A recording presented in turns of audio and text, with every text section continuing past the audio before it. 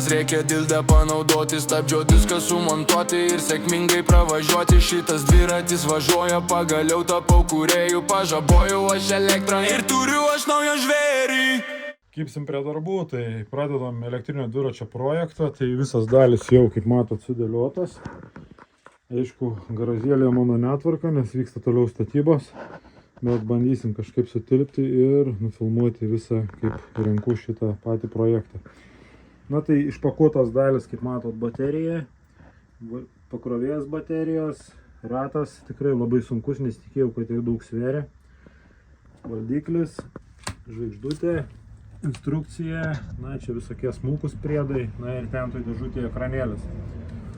Tai dviratis šiam projektui naudojamas bus Korotekas, tai šitą dviratį turiu apie 4 metai, tikrai niekad nenuvylė, daug dviračių ir keitėsi, ir naujų atsirado, ir pardaviau kitus, o šitas kažkaip užsiliko, nes tai vienas iš mano pirmųjų dviračių, kai pradėjau sportuoti su dviračiais. Rėmas lengvas, kadangi morališkai jau pasenęs, atvažinėtas, tai manau iš šito dviračio bandysim sulipdyti, tikėkime, kad pavyks. Pats projektas, kaip buvau minėjęs kitose video, kainavo man dabar kol kas be dviračio apie 700 eurų. Na tai einam prie darbų, žiūrėsim kaip seksis, pafilmuosiu patį procesą, manau tikrai bus įdomu, nes tokį galingą elektrinį dviratį retai kas konstruoja Lietuvoje. Pradėsime nuo rato. Tai einam dabar išmontuosime galinį ratą, susirinksime žvaigždės, užsimontuosime padangą. Na ir tada toliau iš eilės viską dėliosim, bandysim jungti ir žiūrėti, kas gaunasi. Darbymetis vyksta, žvaigždę užsukau, montuoju padangą, tai dabar nuo seno ratlankio. Na, žinot, montavimui kas naudojama yra. Tai naudoju šitas menteles, kurios yra skirtos padangų montavimui, kad nepažeisti. Tai taip vyksta darbai. Na, šis atrodo tokia tikrai storoka. Tikėkime, kad tilps. Na, jeigu netilps, turiu frezą, pafrezuosim. Įdomu, kaip čia viskas gausis. Čia daug reikės perdarinėti, matau, stabdžių rankenėlės. Tikėkime, kad tilps. Na, einam toliau prie darbų. Štai padangėlė ir sumontuota. Dabar kas atėjo etapas, stabdžių diską reikės prisukti. Tai va tokie pasiruošimo darbai, na ir tada pradėsiu montuoti, rinkti viską į vieną korpusą. Kol kas viskas kaip ir normaliai, nematau kažkokių nesklandumų. Padanga labai lengvai užsimontavo ant ratlankio, labai keista. Numontuoti nuo originalaus buvo daug sunkiau negu uždėti ant šito. Stabdžių diskas jau vietoje. Tai artėjom jau prie rato dėjimo momento į patį rėmą ir išmuš tiesos akimirką. Na, varžtai tokie trumpoki to prie rato, kur buvo stabdžių diskui tvirtinti. Yra dar vienas spaceris. Tai manau, gali būti, kad jeigu netiks, reikės ardyti, persukti varžtus išėmus šitą spacerį. Čia daug įvairių variantų, kaip sakant, gali būti. Na, bet šį įrankį visokių vairių turiu garaže, tai čia, manau, tikrai nebus kažkokių problemų.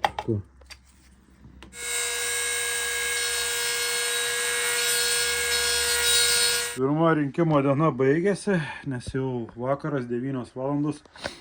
Tai dabar susidūriau su tokiu keblumu, kad čia nėra tarpiklio tarp žvaigždės ir rėmo. Tai, aišku, sudėdės šaibas, viskas kaip gerai, bet pradedant veržti, prisiveržia žvaigždė ir, nėra viskas iki galo, kaip turi būti. Tai rytoj turiu, čia man matot, tokia yra išima padaryta, o čia nėra. Čia realiai gal turėjo kažkoks dar būti priedas, kurio nėra. Tai dabar eisiu, rytoj pasidarysiu, čia tokį vamsdelę išpjausiu, pridėsiu ir tada prisuksim. Tai su ratu, kaip ir manau, viskas bus gerai, buvau surinkęs, susidėjo, viskas kaip ir tiko, tik tai trūksta šitos detalytės. Rytoj nuo pačio ryto 7 kelsiuos ir vėl toliau kipsim į darbą, manau bus įdomu. Tai tikrai nėra viskas taip paprasta, gal su trek dviračiais, kai daro, trek dviračiam idealiausiai ir tinka, nieko mažiausiai perdarinėti kažką reikia. Nes čia irgi buvo viena detalė, dar irgi šitą šaibutę irgi reikėjo nupjauti kampuko, kad įdėti šitoj pusėje prie rėmo. Na, yra tokių daug turi, kaip sakant, turėti ir įrankių šiek tiek ir žinių. Kaip matėt, su freza rėmą reikėjo šiek tiek pafrezuoti irgi, nedaug, bet reikėjo. Tai rytoj susitiksim, kibsim į darbus.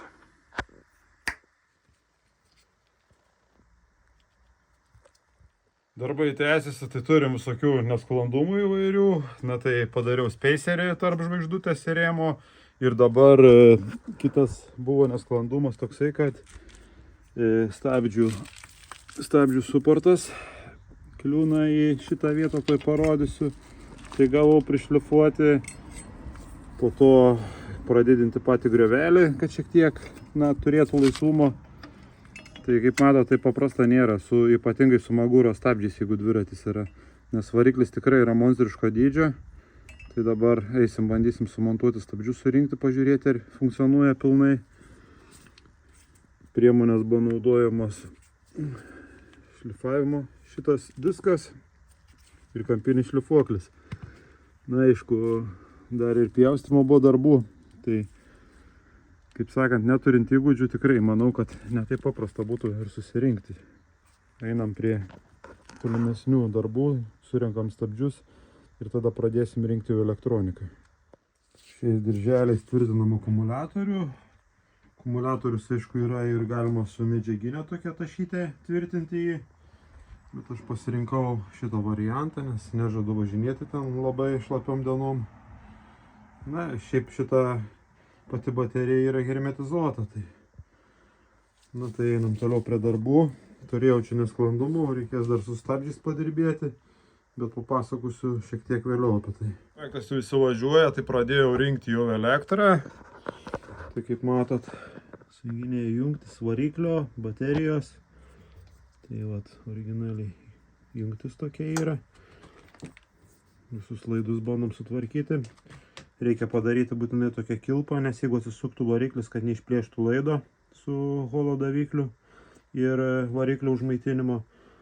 Jeigu pritrauksite prie rėmo šitoj pusėje, gali turėti problemų. Šitoks patarimas, kurį YouTube'ai buvau užmatęs.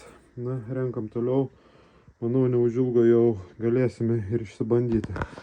Pradėjau montuoti ekranėlį. Tai tokie čia dedasi guminės trepinėlės. Eisim susuksim, vedžioju laidus per patį rėmą, po valdiklių, viską sujungsim, bandysim aptvarkyti. Nu, kol kas nesklandumų daugiau kaip ir nėra. Dviratę pririnkom, uždėjau displejų, dabar metas išbandyti. Tai kaip matot, uždėtas displejus, valdymo rankenėlė, tai čia yra aukštesnės klasės, brangesnis displejus. Na, visas šitas kitas yra brangesnis. Ko dar nesumontavau, tai stabdžiai su davikliais, kurie man netinka, ir pedal assistant, kurio irgi neuždėjau. Tai dabar eisim išsibandysim, dalinai viskas pajungta, aišku, dar čia viskas susitvarkys. Būna YouTube'e mačiau, kad paleidžia su holo davikliais, iškart varikliai parėję. Na, tikėkime, kad holo daviklis bus tvarkingas, nes visiems čia daugiau pinigų yra mokėta už šitą komplektą. Tai manau, kad bus viskas gerai. Na, jungiam, žiūrim, kas gaunasi. Jungiu bateriją. Rodo, kaip mato, 94%. Jungiam ekraną. Na, štai pasijungia, pasileido. Dabar padėsim telefoną ir pabandysim. Galim pažiūrėti dar, ką rodo ekranas. Tai kaip matot, rodo bateriją, rodo kilometražą, rodo greitį. Rodo temperatūrą variklio, na, tikrai aukštesnės kokybės. Ir dabar bandom pasidėti čia telefoną ir pabandom pakelti ratą ir prasukti.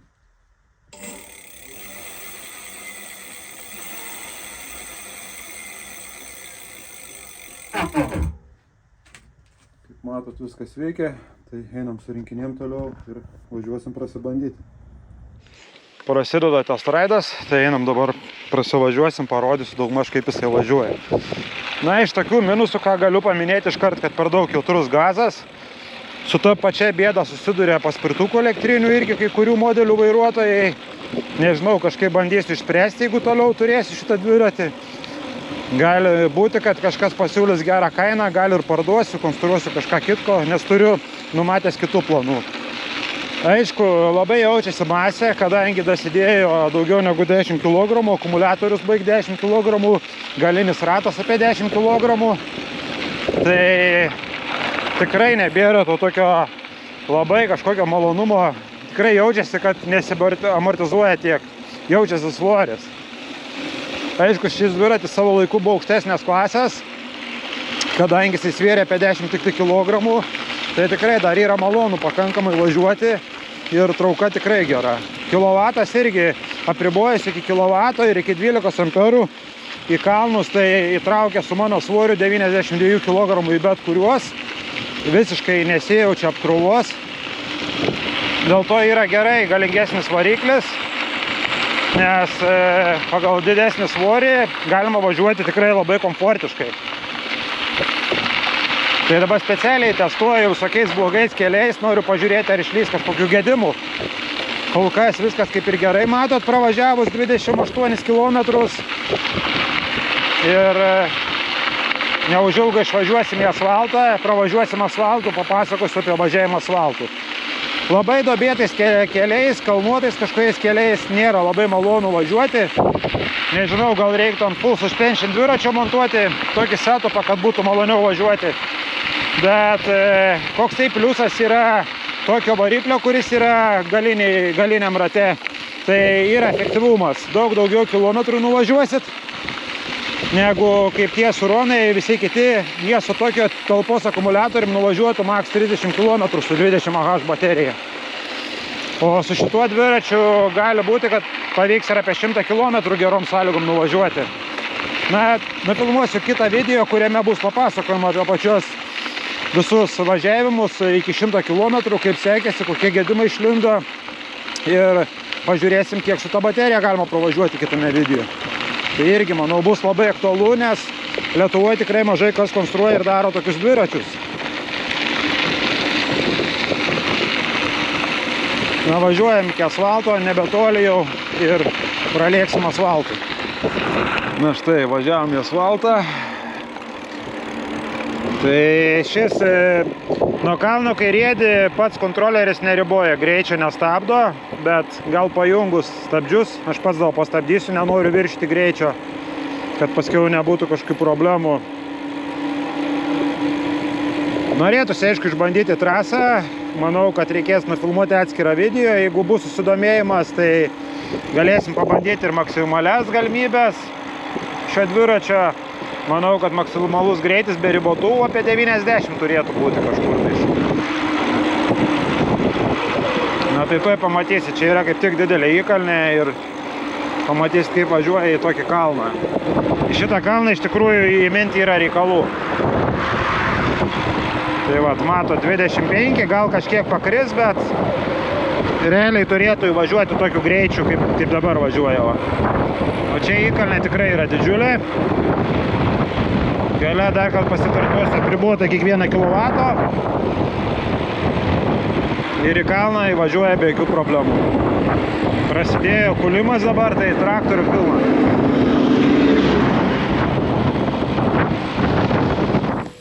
Na štai, sustojom, galim pažiūrėti. Matot, baterija 65%. Tai vat, važiavom labai blogom tikrai sąlygom, blogais keliais. Tai tikrai baterija ši 72 voltų tikrai pasiteisinus yra. Įdomu, pažiūrėsim, kiek ridos eis prasukti, kol išsikraus. Pačiu projektu esu patenkintas. Dar yra tokių smulkmenų, apie kurias pakalbėsim, manau, kitam video. Bet tikrai vertas dėmesio projektas. Tai bendra kaina man šito dviračio projekto, neslėpsiu, yra maždaug apie 1000 eurų, nes kažkada buvau šitą dviratį mokėjęs 300. Na ir šitas su visokiam nuolaidom komplektas rato galinio su valdykliu, su akumuliatoriumi irgi apie 700 eurų kainavo.